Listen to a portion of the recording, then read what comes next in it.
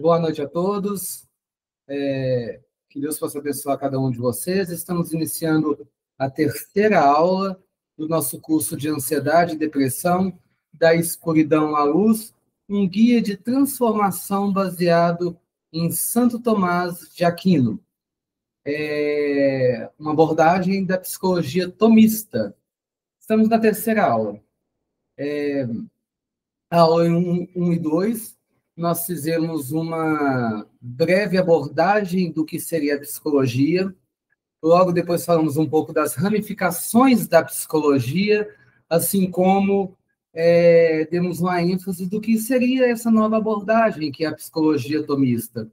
Falamos um pouco de Santo Tomás de Aquino, explicamos também conceitos como ansiedade e depressão, os conceitos básicos da psicologia tomista, assim também como os grandes erros que as pessoas cometem ao enfrentar as emoções, segundo Santo Tomás de Aquino, entre outras situações que nós conseguimos enxergar dentro da psicologia e dessas grandes vertentes que nós vemos hoje dentro do consultório, quando se trata da sintomatologia de ansiedade, depressão, dos transtornos mentais.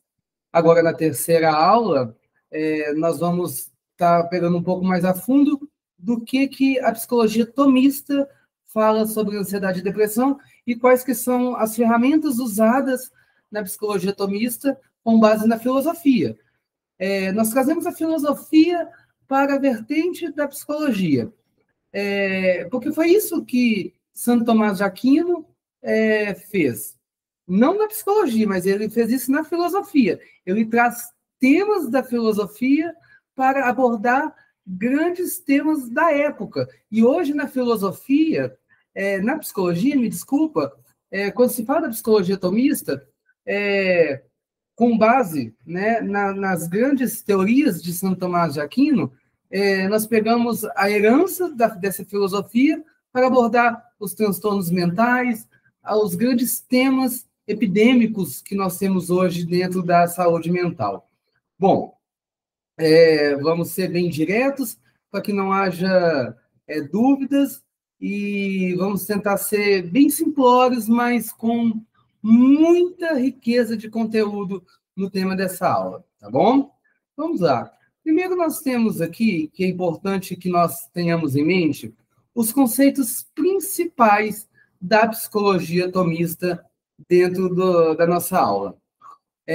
Nós vamos ter 3 conceitos principais que nós não podemos esquecer,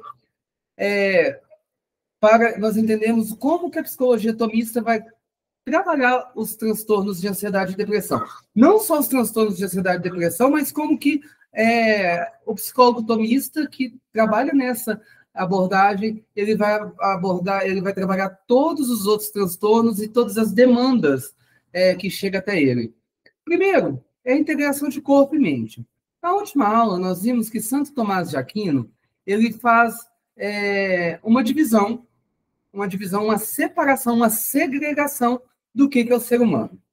Ele fala que o ser humano ele é dividido em 2 partes.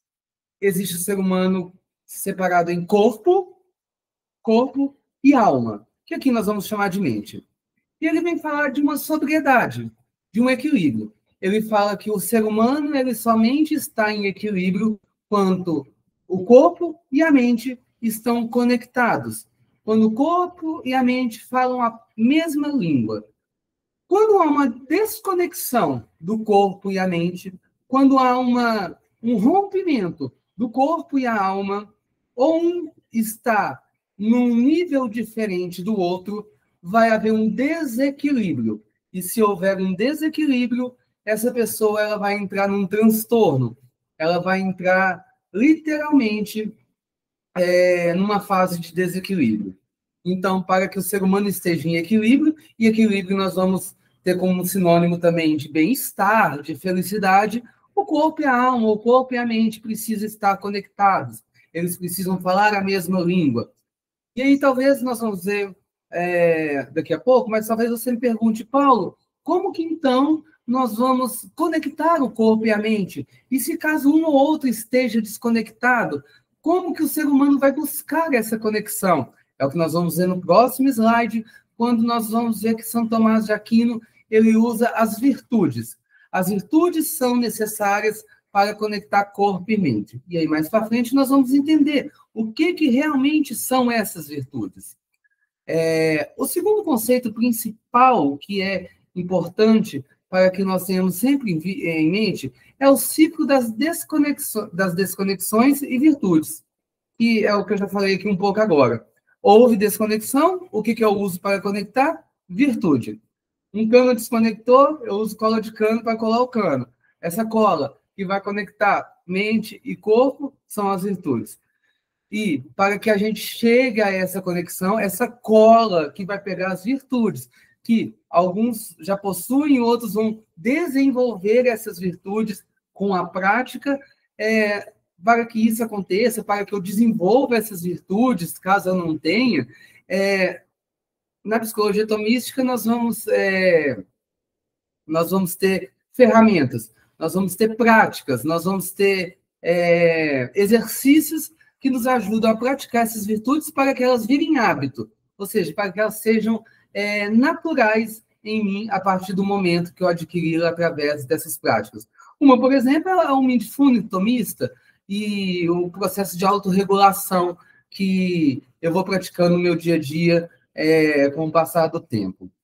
Tá? Eu não posso esquecer esses três conceitos: integração, corpo e mente, ciclo das desconexões e virtudes, e o mindfulness tomistas e a autorregulação, que são importantes. Olha, sempre que eu falar de uma psicologia tomista, eu não posso esquecer de virtudes, porque as virtudes é o feijão com arroz, é o alimento, é aquilo que vai fazer com que cada ser humano encontre essa sobriedade, essa conexão, e encontre equilíbrio para resolver aquilo que é preciso. Não posso me esquecer de uma coisa: o ser humano ele busca sempre um processo de felicidade. Felicidade não é ausência de problemas, mas sim tranquilidade, mas sim serenidade para resolver aquilo que está acontecendo com ele. Ou seja, eu vou ter meus problemas, eu vou ter a minha calmaria, mas quando eu estou com problemas, eu não entro num ciclo de ansiedade, eu não entro num ciclo de depressão. Eu posso até estar nele, mas aquilo não se torna um problema. Por quê? Porque eu tenho virtudes necessárias para conseguir resolver aquilo, e por resolver aquilo, ainda assim, eu sou um homem feliz. Eu não deixo que os problemas, os meus transtornos, se tornem barreiras. Aliás, eu nem vou entrar num transtorno, eu nem vou estar transtornado mentalmente. Por quê? As minhas virtudes fazem com que eu solucione os problemas da minha vida devido a minhas habilidades de resolver cada problema que chega perto de mim. E aí,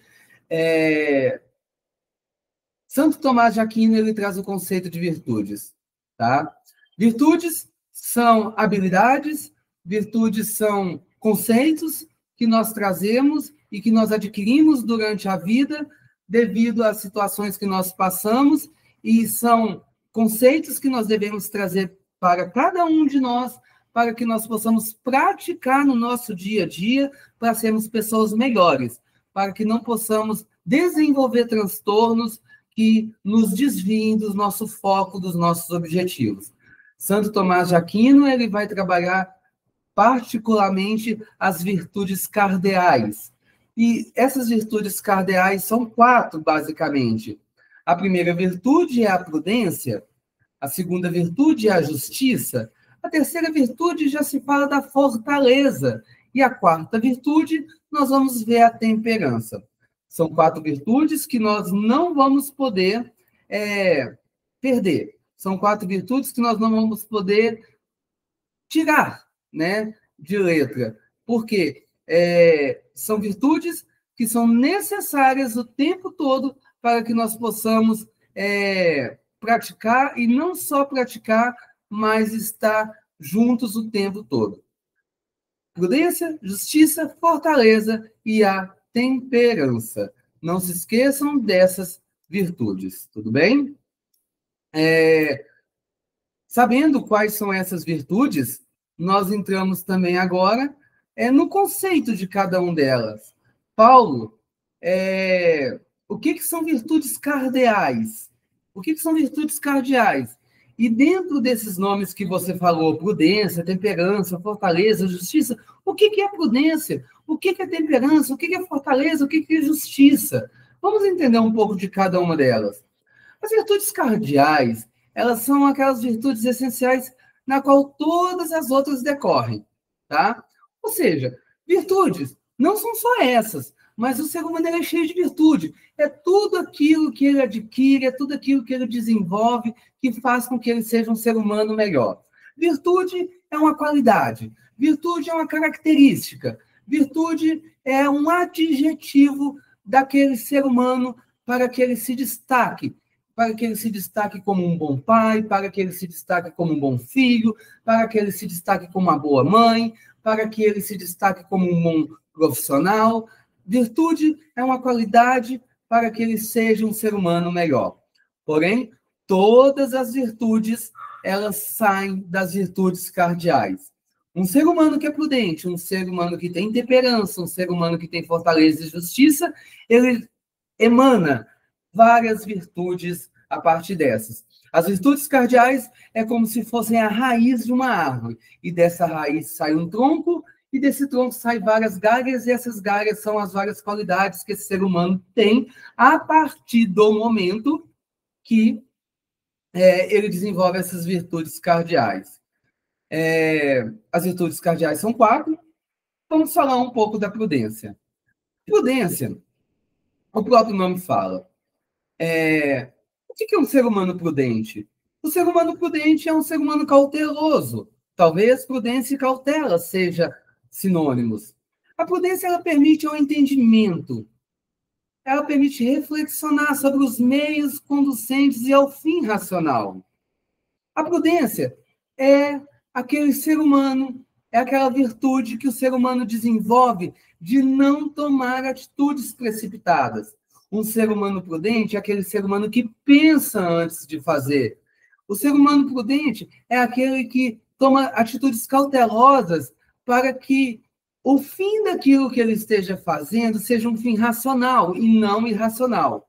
Um ser humano prudente, ele não age pela emoção, ele age pela razão. E não só pela razão, mas também pela emoção, mas de um jeito equilibrado.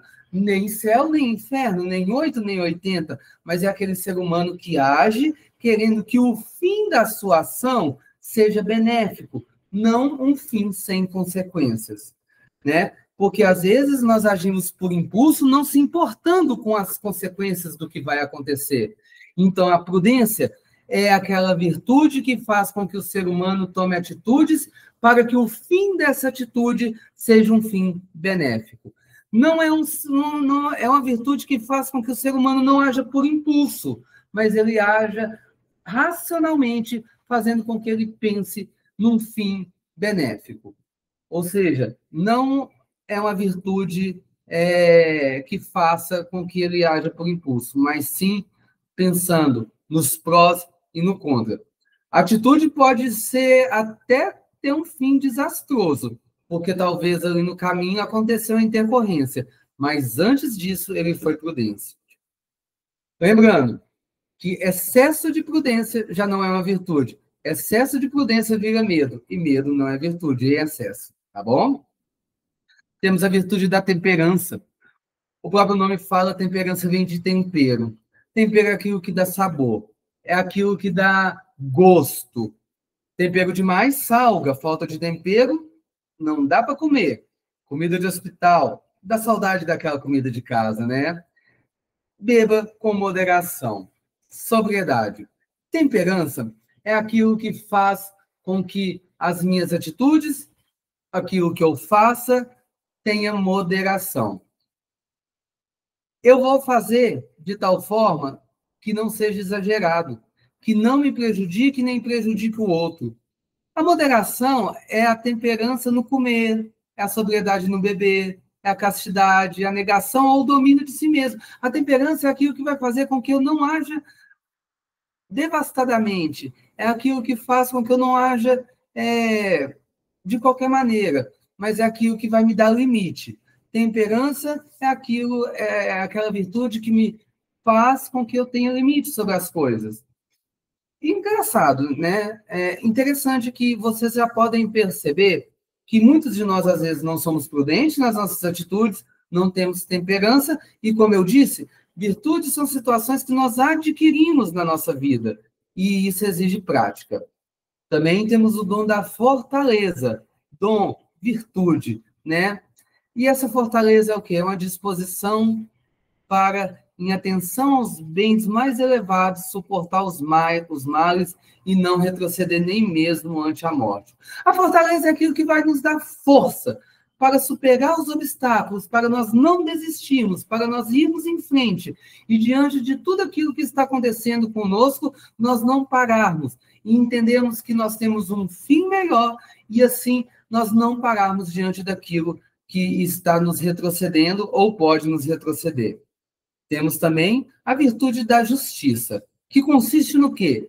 Ela consiste na atribuição, na equidade. Ou seja, eu vou ter atitudes que não vão prejudicar o outro, nem a mim mesmo. Mas tudo aquilo que eu faço, eu tenho que fazer com justiça. Ou seja, com equidade, igual para todos. E não considerar e respeitar o direito e o valor que são devidos a alguém. Eu preciso respeitar. Nas minhas atitudes, eu preciso ter justiça. Não passar por cima dos outros, não prejudicar os outros. Mas para isso eu tenho que ter prudência, eu tenho que ter tempero, eu preciso ser forte. Não é porque eu estou vivendo uma situação ruim e para mim dar a volta por cima, eu preciso passar por cima dos outros, eu preciso passar os outros para trás. Virtude da justiça é um valor que vai fazer com que eu seja justo. Ou seja, para César, eu dou o que é de César. Para Carlos, eu dou o que é de Carlos. Eu preciso ser justo. É o justo salário do trabalhador. Eu dou para o trabalhador aquilo que é devido ao seu trabalho. E assim eu sou justo. O conceito dessas virtudes, elas vão ser muito importantes para o trabalho dos transtornos de ansiedade e depressão. Por quê? Se eu parar para entender esses transtornos, tanto a ansiedade e a depressão são transtornos de 8 a 80.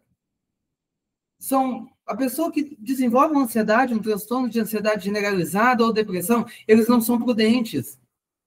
As atitudes são sem prudência nenhuma, eles não têm temperança. Eles não têm equilíbrio, não têm sobriedade, não têm fortaleza. O depressivo, diante da sua situação, ele não quer saber de nada, ele não tem força. O ansioso também, ele só age no impulso, ele não tem forças para tomar as atitudes corretas, e aí, no impulso, ele não tem forças para segurar o impulso de fazer aquilo que ele tanto quer, mesmo sabendo que aquilo que ele vai fazer vai prejudicar ele ou o outro. Consequentemente, ele não age justamente, ou com o outro ou com ele mesmo. O depressivo também, ele não é justo nem com ele, porque ele vê que ele está se prejudicando, e por não ter força, por não ter temperança, e por não agir com prudência, ele não é justo com ele, e nem com aquelas pessoas que amam ele e estão sofrendo em ver ele daquela forma. Então, vocês conseguem enxergar que as virtudes, elas se cruzam, e se cruzando, elas explicam exatamente o que são os transtornos, tanto de ansiedade ou depressão, ou você também pode ir mais a fundo entendendo o que é a causa na vida de uma pessoa. E como também ela pode ajudar uma pessoa dentro das perspectivas que são trabalhadas dentro do contexto do nosso tema, da nossa aula. E assim, nós podemos continuar, porque a gente falava de uma conexão de corpo e mente. E aí a gente pergunta, como que as virtudes ajudam nessa reconexão? É uma resposta quase que banal e simples, né, gente? Porque eu acho que eu já falei isso, né, há pouco tempo, no início dessa aula mesmo. Vai ajudar como? Ensinando os nossos pacientes, aquelas pessoas que vêm até nós, nos pedir ajuda, nós precisamos, primeiro, educar, de certa forma, fazer com que tudo isso que eu estou falando aqui vire um hábito na vida da pessoa. Por quê?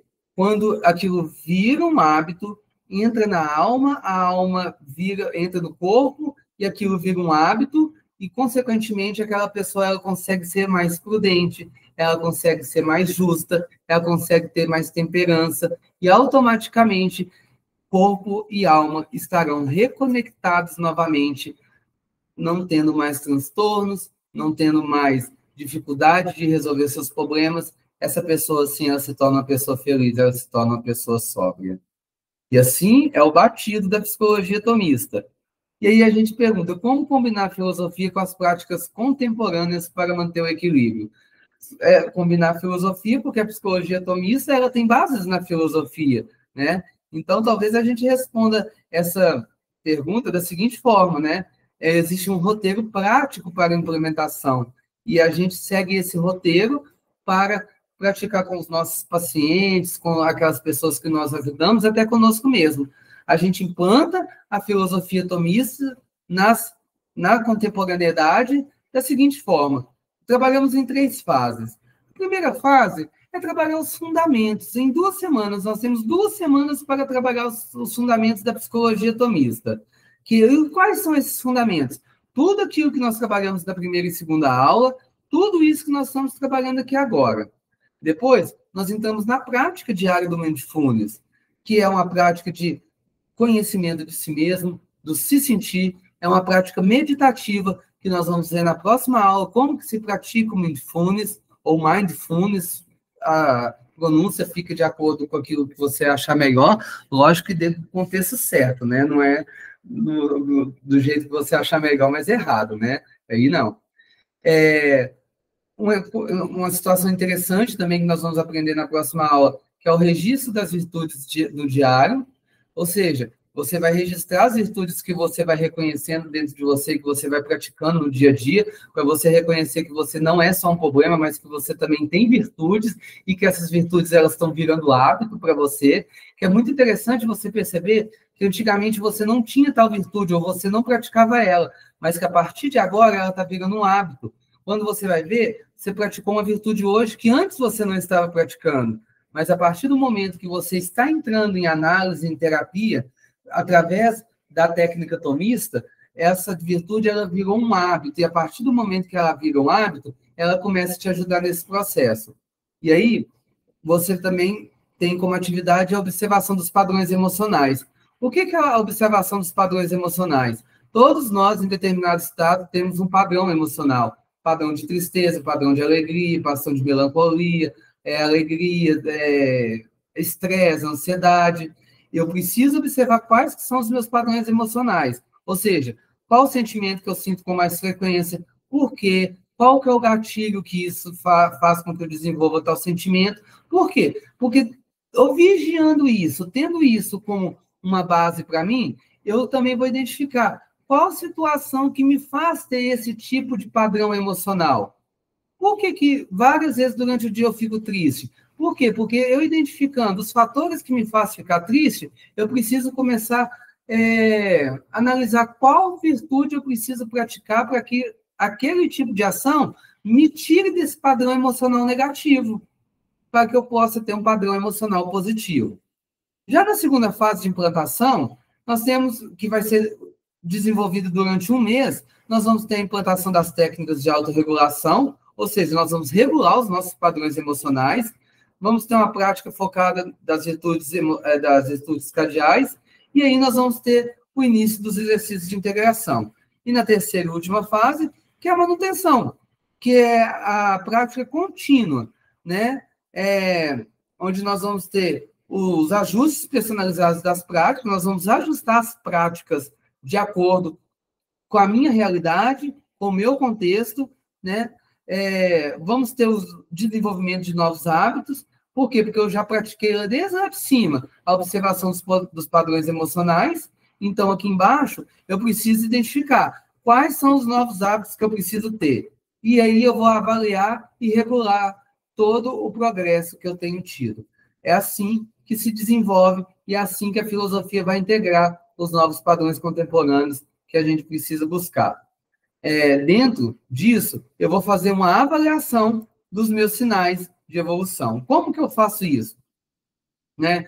Eu estou tendo maior capacidade de identificar as emoções?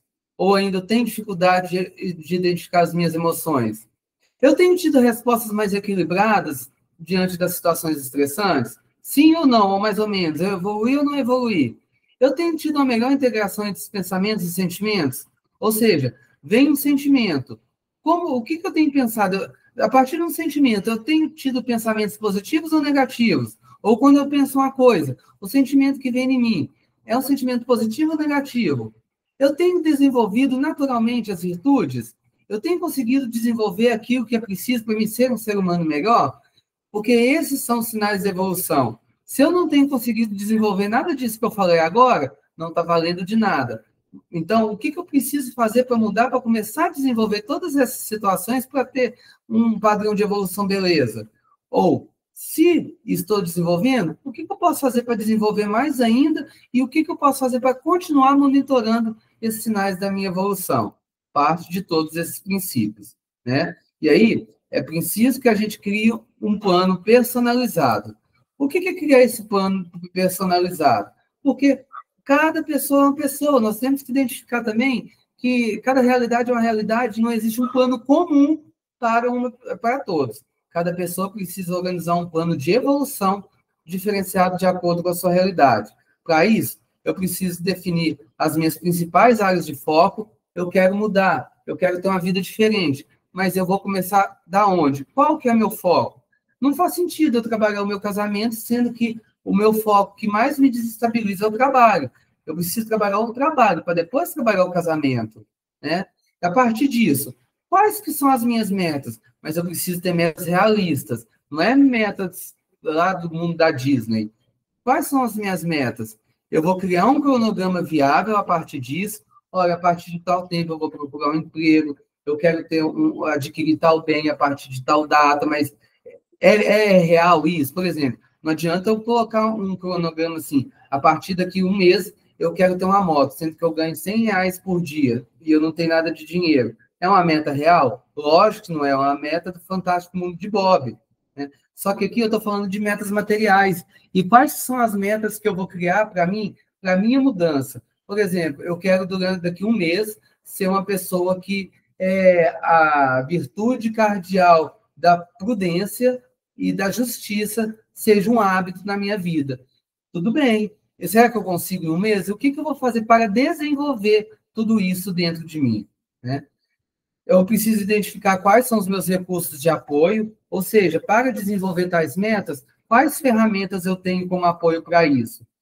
Eu tenho ferramentas? Eu não tenho ferramentas? Porque se eu não tiver, eu vou precisar buscar. Ou se não, mudar a minha meta para metas que eu tenha recursos para isso, por enquanto.